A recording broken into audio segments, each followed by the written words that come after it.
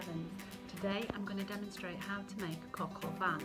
Now, bearing in mind the way things are at the moment, some of the ingredients you might not have at home, but just adapt it, just see what you can do, see what you can make, have a go and enjoy your cooking. Remember health and safety, always wash your hands, put your apron on, tie your hair up.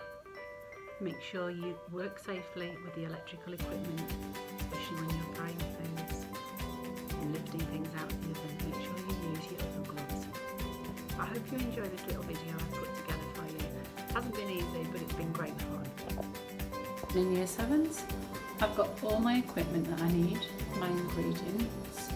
I've chopped and diced my carrots and my onions. I've got my green beans, my potatoes ready for baking, some rice, flour and my chicken. I have my stock ready in a pan, which was just a stock cube melted in some hot water, and I have my frying pan on ready to fry my chicken. So I've popped my chicken into a bowl. I'm using chicken thighs. They're quite cheap, they're quite reasonable to get hold of. They're really good to put in a casserole when they're cooked slowly. I'm just seasoned, I've floured them first, then I'm seasoned with pepper and a pinch of salt, and then I'm going to pop them into my hot frying pan. So my frying pan will be quite hot because my Arga's quite warm this morning, not like our school cookers which we can regulate. This is unregulatable, so it's just however it feels. So I'm going to pop my chicken into a little bit of oil. Now I've used rapeseed oil. I like rapeseed oil better than any sort of olive oil. It's a nice vegetable oil. So my chicken thighs, they are boneless and they have been skinned. So all I'm going to do is fry them up until they're light brown. So we'll bob back to those in a bit. So as you can see, my chicken's nicely browned.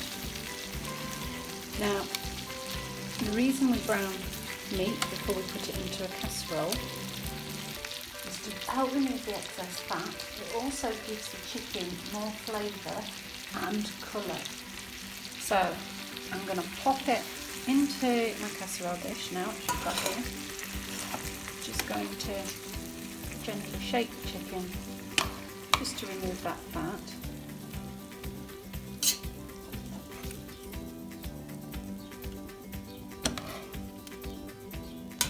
Pop it into here.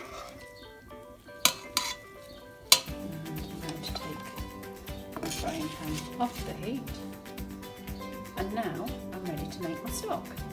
I've got fat, but I've also got some meat juices in the frying pan that I use for my chicken. So I'm going to let it cool down, I'm going to scoop the fat off, and then I'm going to pop my meat juices into my stock because it will give it a lot more flavour. To my stock that I've got on the hob, just simmering away, I'm going to add a tablespoon of tomato puree. Now it does say garlic clove in my recipe, but I haven't got any at the moment, so I'm adding some garlic paste.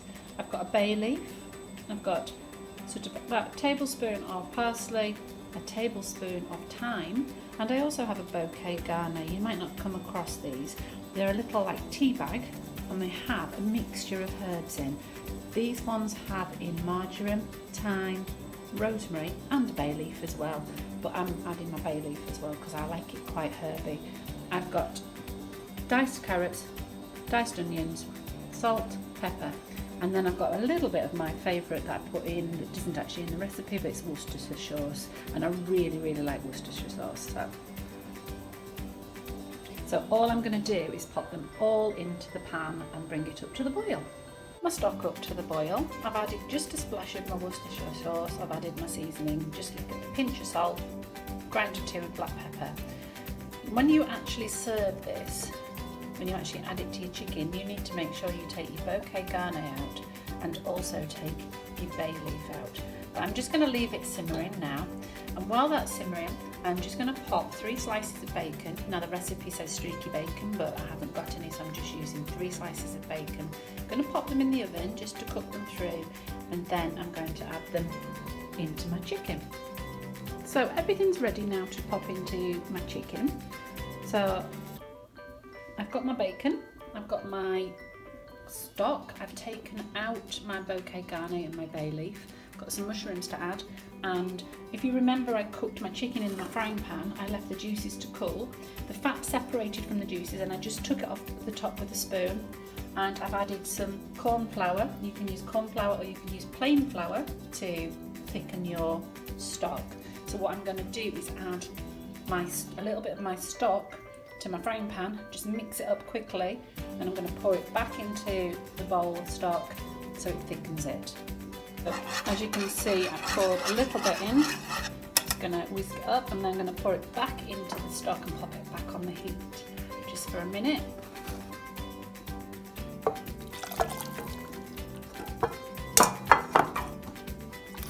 Just give it a mix. As you can see, it's gone a slightly different colour now. And pop it back onto the heat for a second to turn off. So in with my chicken, just move my frying pan out of the way. So my chicken, I'm going to put my mushrooms, oops, two escaped.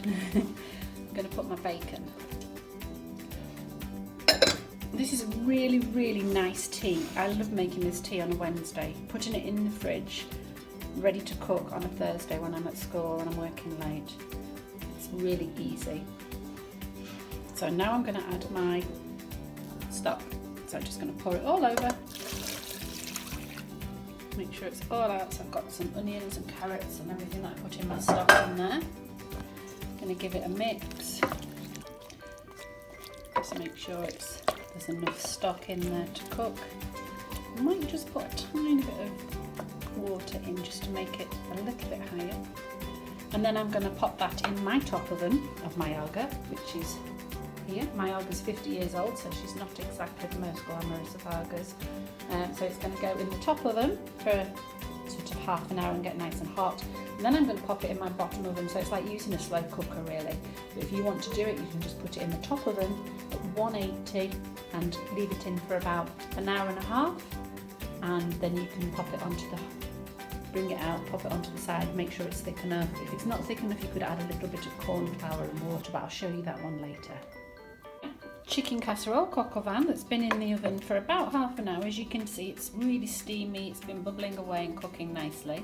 I'm going to pop it in the bottom oven now because I don't need mine until later on, so it'll do nice and slowly.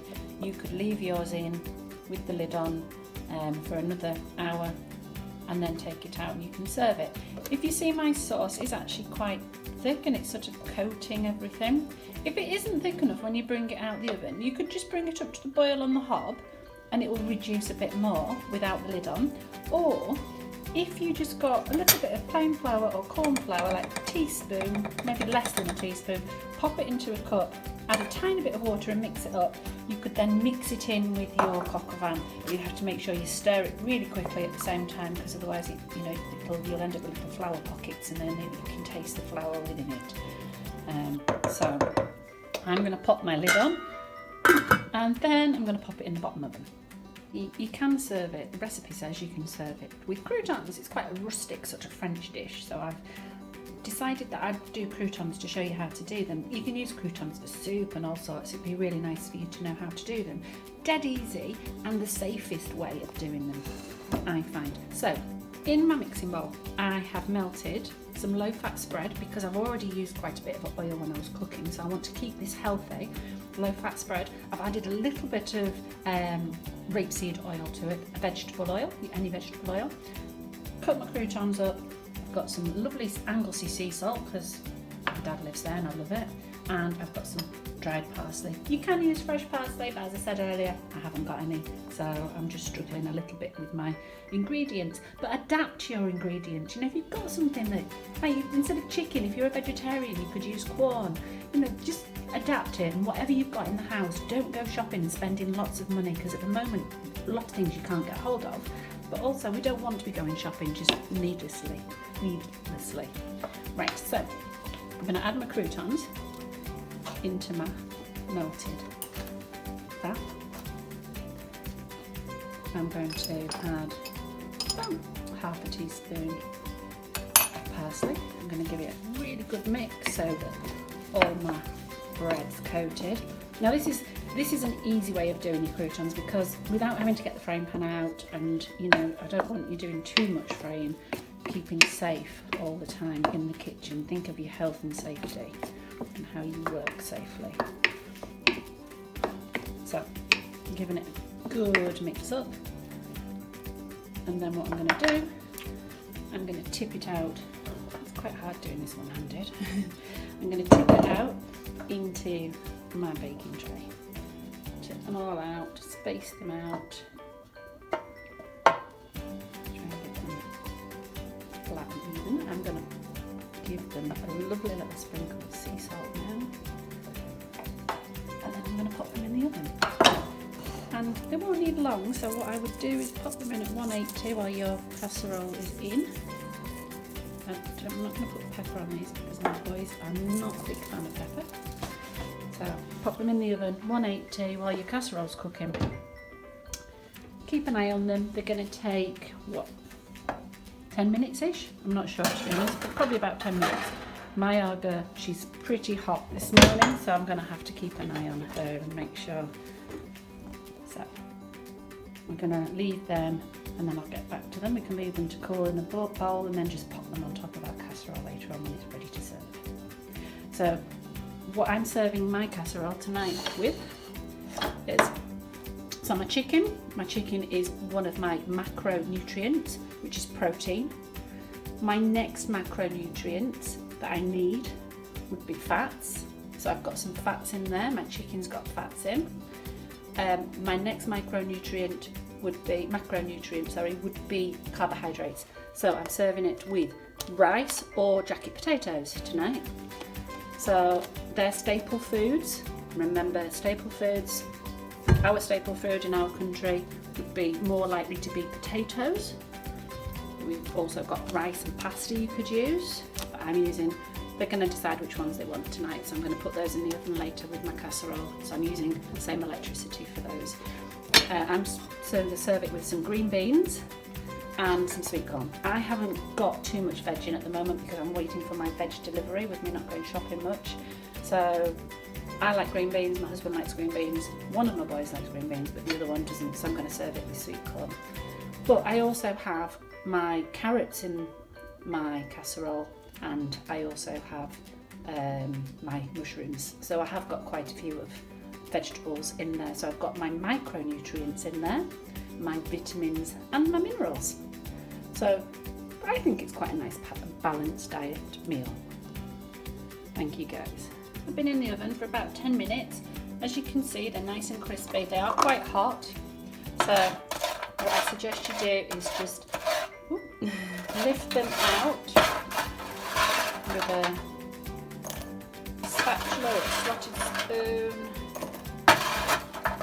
I'm just going to lift them out, and I'm popping them into a bowl. I'm going to leave them to cool down for later on,